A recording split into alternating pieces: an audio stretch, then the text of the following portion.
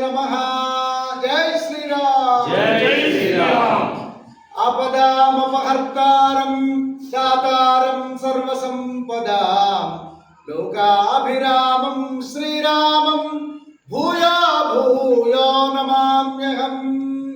పరమ పావనమైనటువంటి కోరికలను తీర్చే కామారెడ్డి పట్టణంలో 1600 సంవత్సరాల నుండే విరాజమానమవుతున్నటువంటి మొత్తము కామారెడ్డే కాకుండా తెలంగాణ రాష్ట్రంలోనే తలమానికంగా ఉన్న పురాతన కోడూరు హనుమంతుడి యొక్క దివ్యమైన ఈ పునర్నిర్మాణ దేవాలయం పూర్తిగా సిద్ధమైంది.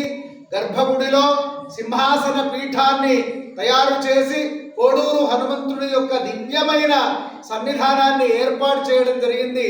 అందులో దాదాపు 60 ఏళ్ల నుండి ఇక్కడ కామారెడ్డి రైల్వే స్టేషన్లో కళ్యాణ మహోత్సవ పట్టాభిషేక మూర్తులు సీతారామ మూర్తులను లక్ష్మణ హనుమత్ సమేతంగా ఈరోజు తీసుకొని వచ్చి ఇక్కడ గర్భగుడిలో స్థాపనం చేయడం జరిగింది. తాత్కాలికంగా ఈ మార్చి నెల 23, 24, 25వ తేదీలలో విశేషంగా ఈ హనుమంతుడి యొక్క దివ్యమైన మూర్తి ప్రతిష్టాపనము, అదేవిధంగా శ్రీ సీతారామచంద్రమూర్తుల శిలామూర్తిని హనుమంతుడి యొక్క భుజస్కంధాల మీద చక్కగా ప్రతిష్టాపన మహోత్సవం కొరకు సుముహూర్తం నిర్ణయం చేయడం జరిగింది.